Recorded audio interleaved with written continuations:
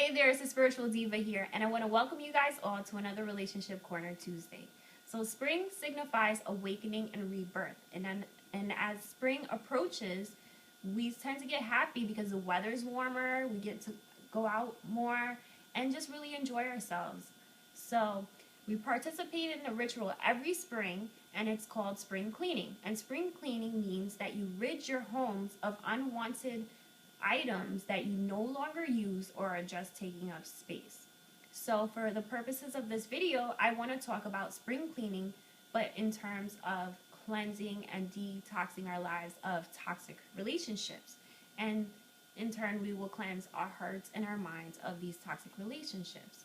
So, what is a toxic relationship? A toxic relationship is a relationship that is negative or bringing you down. Earlier in a post, I wrote about energy vampires. And energy vampires are people that drain the life and the energy out of you. So those are examples of toxic relationships. So why is it important that we change our lives? We take these toxic relationships out of our lives. It's important because stress is a number one killer. Stress causes us all types of health problems, and it affects our minds. And when you're stressed, it's not a happy feeling. As you followed along these past 2 weeks with my stress tips, stress can really affect our lives and affect the way that we interact with people.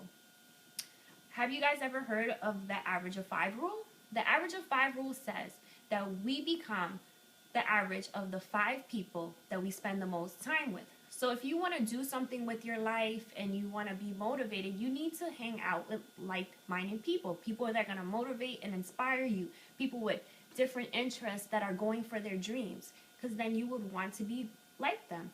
It also says that the people that you hang out with, and if they're negative and they're always complaining, then you're going to become negative and you're going to take on that behavior that you don't want to take. So this is why it's important to clear out toxic relationships out of our lives. So how do we cleanse our lives of toxic relationships?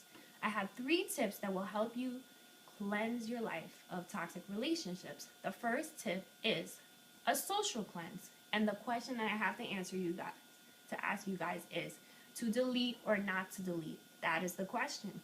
So when it comes to social networks or your phone book, those are social cleanses. So you want to decide what people you want to keep in your lives and what people you want to take out of your lives. So in terms of like Facebook, you can keep people in your lives where you just hide their statuses from your timeline so you don't have to see the stuff, and that's a way to keep someone. Or you can get rid of them altogether and unfriend them. Other social network sites such as Pinterest and Instagram, you can also unfriend the person if you don't want to follow them and you want to completely take them out of your lives. As far as your phone, a lot of people don't really respond on the phone. They participate in social network sites. So if you feel like somebody's taking up space in your phone and you don't really talk to them via text or you call them, then you can delete them from your phone. So my second tip is figuring out who's in your inner circle and who's in your outer circle. Who is your support system? So you want to take a look at all your friends and notice who is really there for you. Who are the people that lift you higher, as Oprah said, who are encouraging and supportive to you? Who are the people that you don't really talk to, that are your acquaintances? You want to figure that out. And thinking all about that, maybe you have like an ongoing issue with a friend, or maybe something that's unresolved and you want to address that. Maybe somebody that you were really close to and you're upset because you really want to rekindle that friendship. So you would go and address that, and then that would give you a bigger idea of who would be in your life. My third and final tip is forgiveness. You want to forgive those that you cut off or cut you off. You want to cut the cord and just let it go. And in order to let go, we have to know that people come into our lives and in our lives for a reason. Sometimes they're there for a long stay, or sometimes they're there for a short period. As my grandma said, she can count the amount of friends she has on one hand and take off 2 fingers. So that leaves her with 3 friends. But basically, it means that not everybody's supposed to stay in your life for the rest of your life.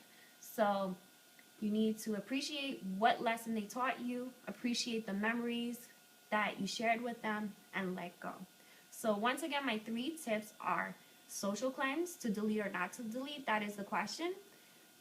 Number 2, figure out who your inner versus your outer circle is. Who are your acquaintances? Who are your close friends? And number 3, to forgive them all.